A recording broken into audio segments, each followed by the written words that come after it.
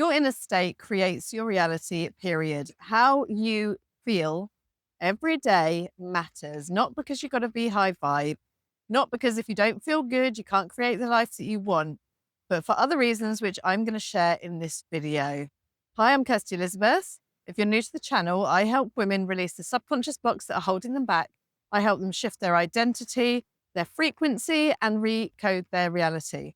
Now, I understand how important my state is and how it impacts everything I do in my life, which is exactly why I spend a lot of time down here on dog walks, really feeling into that sea energy, giving myself time in nature, time away from everybody else and everything else. And look how beautiful it is. And so I wanted to share it with you. It's a low tide walk. We're out on the sandbank. And it's absolutely beautiful, but it's a lot windier than I was hoping it would be. So I'm hoping that you can hear me okay with this. So you hear Tony Robbins talk about this all the time, right? That your state matters. It gets confusing because you hear other people talking about needing to be high vibe, needing to be positive, needing to be happy all the time. But the reason your state matters is simply it's going to impact how you think and it's going to affect what you're willing to do. So if you have goals and dreams, if you want to become a much bigger version of you, if you want to really unlock your potential, tap into your power and do something you've never done before, you're going to be met with so much resistance on the way. You have a paradigm, you have your programming, you have your fear, you have the nervous system, all these things that are going to try and stop you in your wake. So it's so important for you to manage your state so that you can actually align your thinking and your actions to the goals that you've set for yourself. Think about it. If you wake up in a really crappy mood and you actually give in to that, what are you likely to do that day? Are you likely to get out of your own way? Are you likely to, take inspired action? Are you likely to feel motivated? Or are you likely to just want to slump and give up and hide and retract and not do the things you know you need to do to grow, to expand, to become that version of you, to actually achieve your goals or live that life, right? It's logical at the end of the day. When our emotions are high, we often make decisions from fear, from lack, from scarcity. We don't make them from what's best for us in the moment. We don't make them according to what we're trying to achieve, right? My hair is just getting all in the way here. So managing your state is not to be high vibe. It is literally to keep you grounded, to keep you present, and to keep you aligned with who you want to be. So many of us give in to our emotions. So many of us let our emotions dictate from the minute we get up what we're willing to do, who we're willing to be in that day. And think about it. If your goals and your dreams require you to get out of your comfort zone, which all of them will do if they're bigger than where you are right now, are you going to do that if you wake up feeling low, feeling tired, feeling sad, feeling powerless? We have to learn to shift our states. So I have lots of tools to help you with this on my channel. I have lots of energetic tools that I can help you with, which show you how to use different energy techniques to shift your state, to make yourself feel better, to clear negative energy.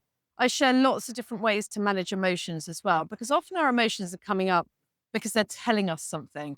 They're telling us that there's something in us that needs healing, that needs releasing, that needs integrating, that needs letting go. And so as we work with our emotions and we start to actually become emotionally intelligent because we're learning what they're trying to tell us, we're actually getting curious. We're going inside. We're not bypassing. We're not just saying, I don't feel like it today, so I'm not going to do it. Layla Hormozi's got her famous quote, fuck the mood, follow the plan, right? We don't want to give in to the emotions, but we do want to learn from them. We want to understand what they're trying to tell us. Often they can just be a habit. So you'll hear Dr. Joe Dispenza talk about this. We're addicted to the emotions of our past. So we want to understand, when is it a habit? When is it just because my body is used to feeling like this? My nervous system, it feels familiar to it. So I slip back in this feeling because it feels familiar. When it's simply that, we want to shift it with one of these tools or techniques. We want to change our physiology. We need to get outside. We need to do something to make us feel better. We want to be following more of our joy and our passion to uplift our mood most of the time. And when it's something that is a lot deeper, that really makes us feel down, makes us feel stressed, makes us feel triggered, makes us feel angry, then it's an invitation to really go in and see, what is this emotion here to teach me? You know, what am I missing here? Or what is the lesson that I still haven't learned? What do I need to integrate? What do I need to accept about myself or accept about life? So there are different ways we can do this. One is to shift our mood when we think it's habitual, when we think it's just that's the way we're used to feeling, and we just haven't trained ourselves to feel more into joy and happiness. We haven't trained ourselves to just lock in positive, compounded, pure, high vibrational feelings. And the other part is, understanding and knowing when we need to look deeper. Is this something I need to work on my healing with, right? But ultimately, your state is going to affect the decisions you make, the choices you make, the actions you take, how you show up, how you treat other people, what you say, what you do, right? It's going to affect absolutely everything. It's going to affect how you think. If you put yourself in a good mood, then you're going to think very differently. That's why exercise is so good first thing in the morning, moving your body and the energy.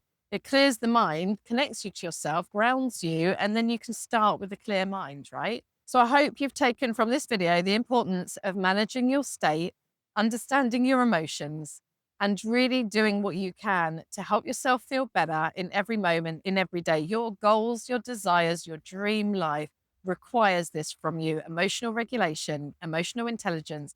It's not sexy. It's not the latest manifestation technique, but it's the real work. This is the inner work that most people don't ever do. They bypass, or they just don't understand that they need to do.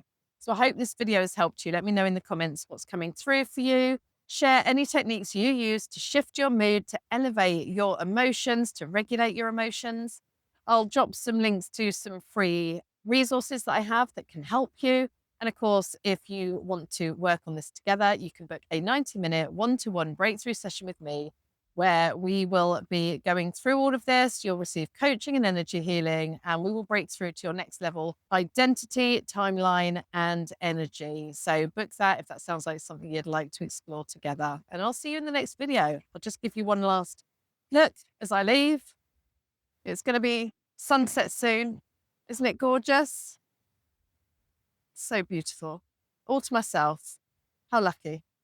See you in the next one.